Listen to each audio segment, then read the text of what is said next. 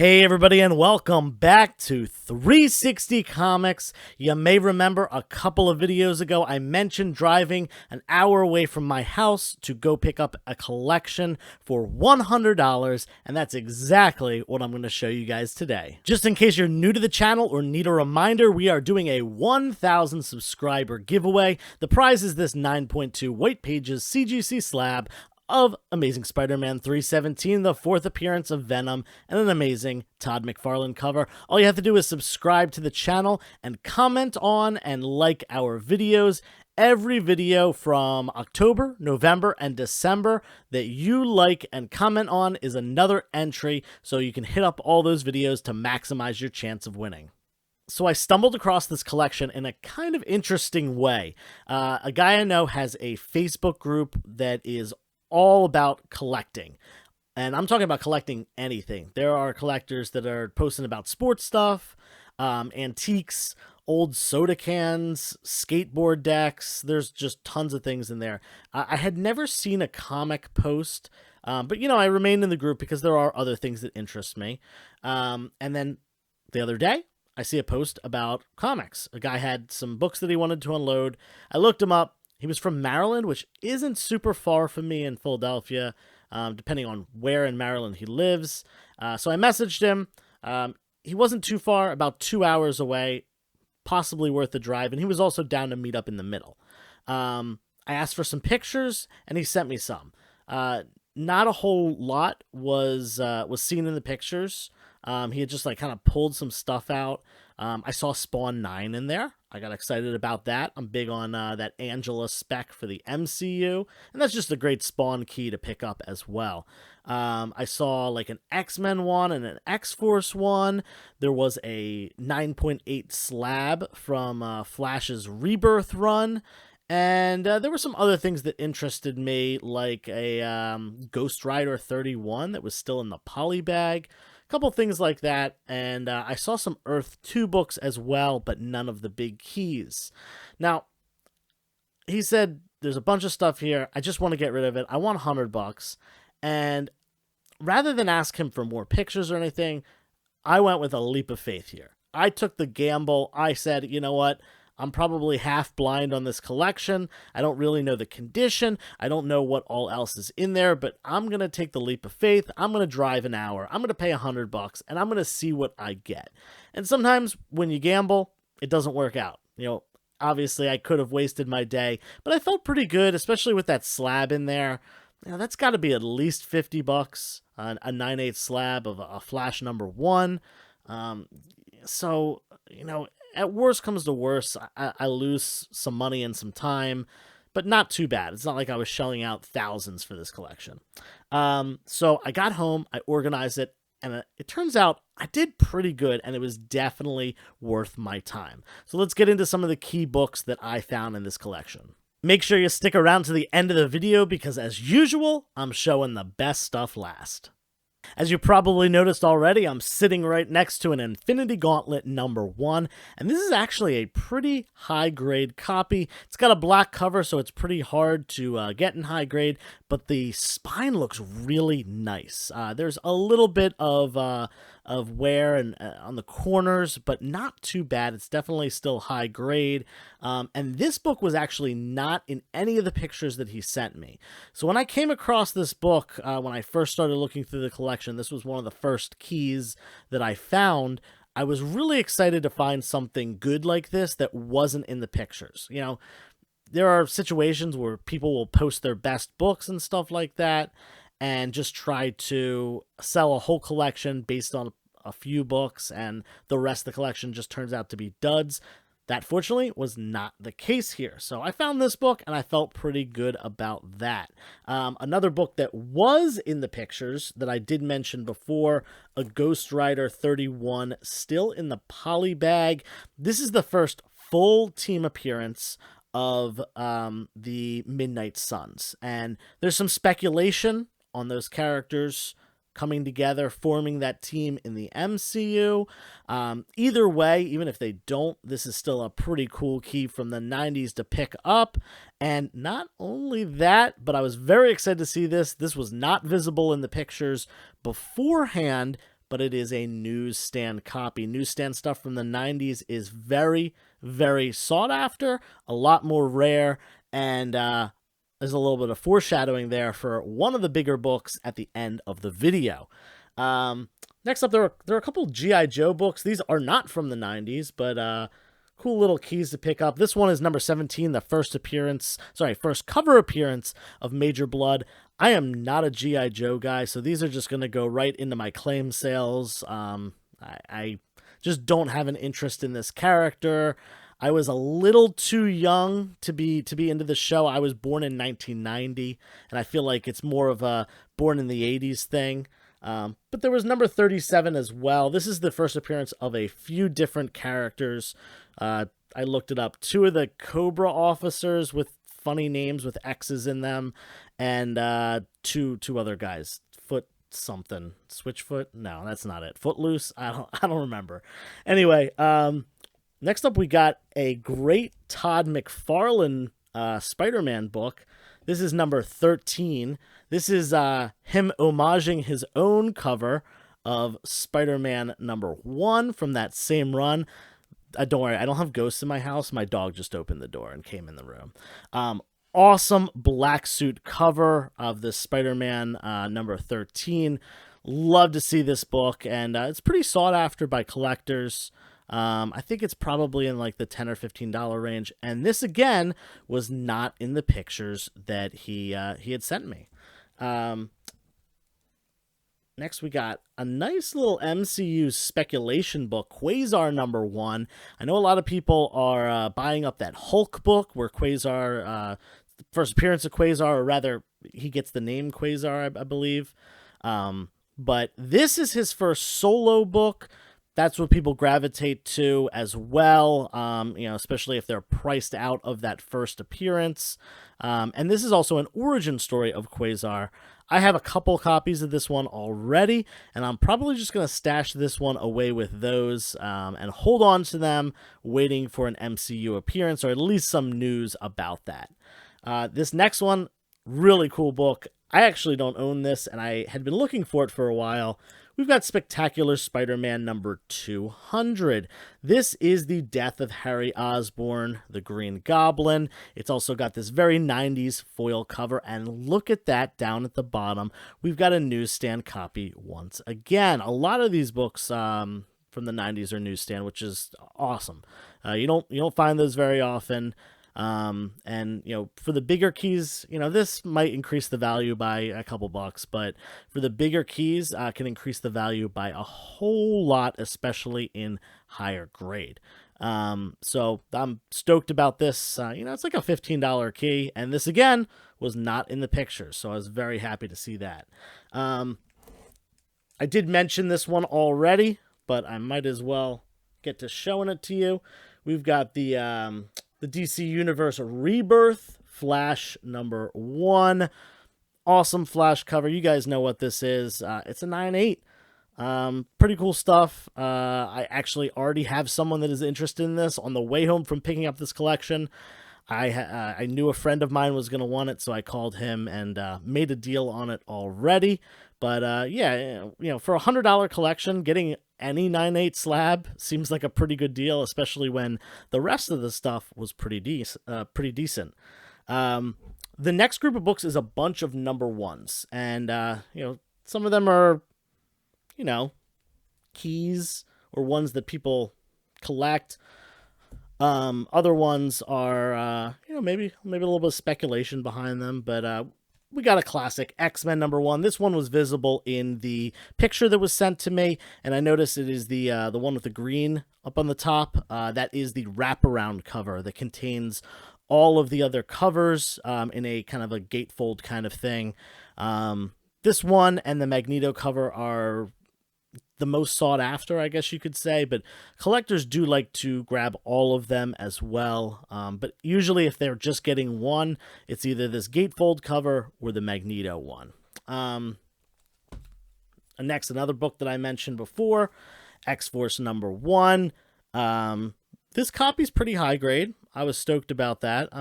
Not a particularly expensive book by any means, but and it was printed just massively.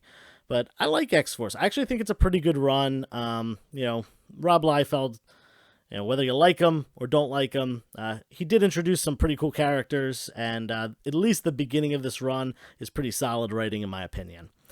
This next one, I've seen this before here and there, but I've never owned a copy. It's Spider-Man Saga #1, and it's like a historical tale of Spider-Man. So it kind of goes through his like family lineage and how he became Spider-Man, the things that he did, and gives you a little bit of like historical background on the character, as well as the enemies, the supporting characters, his allies, all that stuff. So pretty cool little $5 book maybe.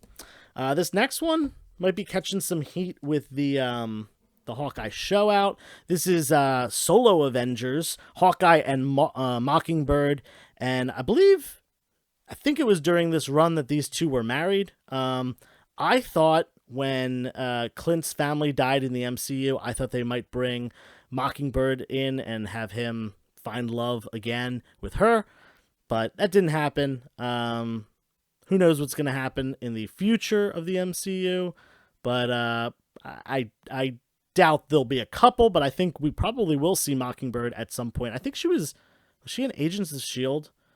I think she was in Agents of S.H.I.E.L.D., but I also think that is like no longer remotely canon or anything, so whatever. We'll go on to the next one. War of the Gods #1. I don't really know much about this book, but I looked it up. It's a couple bucks. It's a newsstand. I'm not a big DC guy, but cool #1 to have. This next one got me kind of stoked. We got the Twilight Zone #1. And this came polybagged with 3D glasses, and this particular copy, still polybagged, still has the 3D glasses in there. So, I'm going to probably hold on to this one. This will probably be a personal collection book. I do collect a lot of #1s for, kind of weird movie and television related stuff that I like. And, Twilight Zone definitely could be one of those things. Here's a kind of funny Marvel one next. We got Super Pro #1. This is an NFL based character. I think it was a collaborative effort between Marvel Comics and the NFL. I have never read it. I think it's kind of silly, but nonetheless, it's got Spider-Man in it. Whatever. It's probably kind of decently cool, even if it's completely corny. Now, I've seen this book a ton. I've never seen this one. This was a Super Pro Special Edition #1. What I'm probably going to do, I really don't have a lot of interest in this, despite being a football fan. I'm probably going to put these two together in a little bundle and either do it as a giveaway or sell it at a claim sale or something like that. The last of the #1s is a pretty nice one. People like to pick up. The original Ghost Rider rides again, and this brings back Johnny Blaze, the original Ghost Rider, and gives him a new little run during the 90s. Lots of spec on Ghost Rider with the MCU, Midnight Suns, all that stuff. But we're going to move on now to some miniseries that were in here, which I love to pick up. Miniseries are great to find in collections for multiple reasons. One, it gives you a nice, concise little group of books, usually between 2 and 12 books, just to read, just to have some entertainment value for, and I definitely am going to be reading this one because I'm a big fan of Magneto and the X-Men and all that stuff. So this is Magneto's 90s miniseries. I believe it's 4 books. And the other nice thing about that is they're just great to resell as a little combo pack for other people that want to read them. I do claim sales and stuff. I recently started doing conventions, and it's nice to package up these little package deals, combo deals, and sell off a complete mini series altogether. Another one from the 90s, probably around the same time, certainly looks like it from the art. We got The Vision. This is 4 books? I think this is 4 books again. Complete miniseries. Definitely going to read it before deciding whether I'm keeping it or it's moving on to someone else. You guys might have remembered a video about a week or 2 ago. I got the Lethal Foes of Spider-Man. Well, we got the Deadly Foes of Spider-Man right here. This was came out right around the same time. I'm not actually sure which one was first. but another cool little mini-series featuring multiple Spider-Man villains in a little 4-part run. The last mini-series, and my favorite of all of them, Kitty Pryde and Wolverine. This actually does introduce some characters, including Ogun, and I believe Wolverine's son, Dakin. I believe he premieres in this, if I'm remembering correctly. I might be wrong about that. Great art, solid stories, and you know how much I love X-Men stuff. Before I get into the last couple pricier things, I just want to show you that there was some nice trade paperbacks in here as well. We've got the Manhattan Projects, and we got Volume 1, Volume 2, Volume 3, and Volume 4. And I looked it up. There are 6 of them, so I do need Volume 5 and Volume 6 to complete the run. But given what I read online about this, it's a pretty interesting story. It's as if there was more than one Manhattan Project. If you're not familiar, the Manhattan Project was the experimental team that put together the atomic bomb for World War II. It was the project that created that. And basically, this book tells the story of if there wasn't just one Manhattan Project, there were actually multiple. The atomic bomb being the, most accepted one, so they showed that one to the public, and they kept all the rest under wraps. I'm definitely interested in reading this. Kind of a little like, almost like Department of Truth, kind of a little political tie-ins and stuff like that. So I'm definitely going to read these, but let's get on to those bigger books that I got in this collection. Now, I had a little hint that this book might be in there because I saw this one. This is number 2 in the Frank Miller Dark Knight series, and it's a 4-book run. And number 1 was not initially pictured, but I did find it in the collection. This is a 3rd printing, and it is very low grade. I'm gonna definitely keep this for myself as a reader copy. But interestingly enough, I was looking online. Even reader copy complete sets sell for over $100. These are a little bit more beat up than that were online, but this is still like, gotta be at least 50, 60 bucks for all 4 of these books. And yes, they were all in there. This is a 3rd printing. This book number 2 was also a 3rd printing. We got a first print of book number 3 and a first print of book number 4. So the complete original Dark Knight saga by Frank Miller. Stoked about this. I've got them in not trade paperback. I've got I think a hardback version of all 4 of these books put together, but these are definitely great reader copies to have for the personal collection. So I'm going to hang on to them unless I end up with higher grade copies at some point, in which I'll be passing these on to someone else. Definitely a great find, but still not as great as these last 2. I did mention before that there were some Earth 2 books that I saw in the pictures, and I'm going through and I'm like, 1924.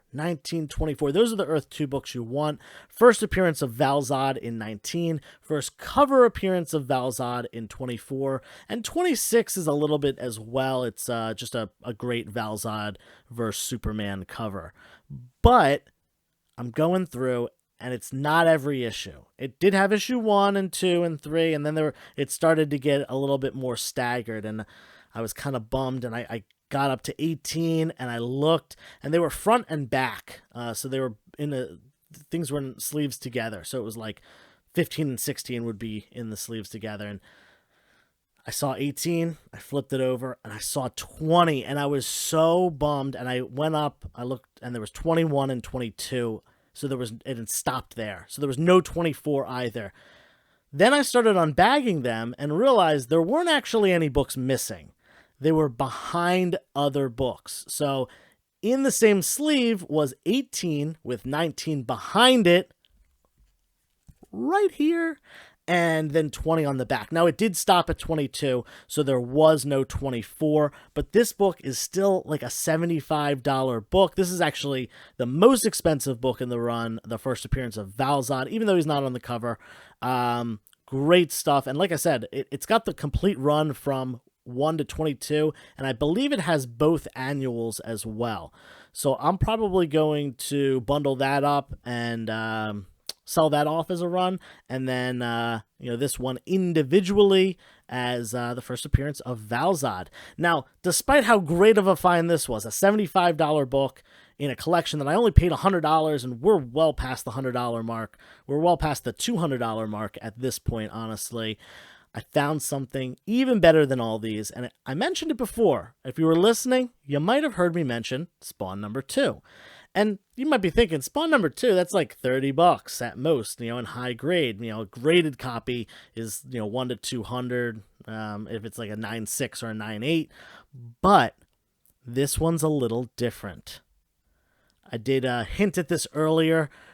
We have a Spawn number 9 newsstand. This early Spawn stuff is really hard to find in a newsstand. Such a small percentage of the print run. I know it was less than 5%. I'm not sure about the exact number. But this early Spawn stuff is so hard to find in a newsstand. And this is one of the real big key issues that you want from that early run. And it is in beautiful, beautiful condition. White cover, looks absolutely completely dirt-free. I don't see a single crease on it. I'm thinking this thing is pretty shooed in for a 9.6 plus. Now, this book, like I said, could like $200 for a 9.8 direct edition. Well, that's about the price of a 9.4 for the newsstand copy. You go up to 9.6, and they're selling like around $350 for the 9.6 of the newsstand Spawn number 9. Now, where it goes absolutely bonkers is the 9.8. The 9.8's last couple sales have all been over $1,000. I think one of them was $1,050, which was the lowest, one for $1,200, and one for $1,400. I believe that's off the top of my head, so don't quote me on those numbers, but certainly all over $1,000 for the 9.8. This one is a candidate. I think it's probably more along the lines of a 9.6, but there's a chance. You never know. It's got a small little, looks like it wasn't dropped or anything like that, but the corner bumped into something, probably pretty lightly. I'm going to press it as best as I can and try to flatten that out a little bit. It doesn't look like anything is color breaking on it, fortunately, so it might be able to flatten out and look really nice and present well. Maybe get that 9.8. But even if it gets a 9.6, it's a $300+ book. I paid $100 for this whole collection. I think I did very well. Now, these blind buys, they certainly don't always work like that. I've gotten pretty lucky recently in buying collections, but I've bought some stinkers before, and certainly with Magic the Gathering collections, I did a lot of blind collections with Magic the Gathering, and some of those did not work out. That being said, I am unbelievably stoked about this. Definitely going to press it, definitely going to get it graded, and at least try to hit that 9.8. Honestly, even if it comes back a 9.4 or a 9.2, still worth the grading process and the time and the money and all that stuff. And no matter what, this collection is definitely turning out profitable. Definitely has got some cool personal collection stuff that I'm keeping, as well as some stuff that I will sell on to recoup some of the value that I used to purchase it with. Yeah, that's about it. Thanks for sticking around for this video, guys. I hope you maybe learned something new, saw something cool, and enjoyed it. Don't forget to like this video, subscribe to the channel if you haven't, and leave a comment down below. Let me know what you think. And, of course, that comment enters you to win our 1,000 subscriber giveaway. Cool book. And, yeah, until next time, turn the page, wash your hands.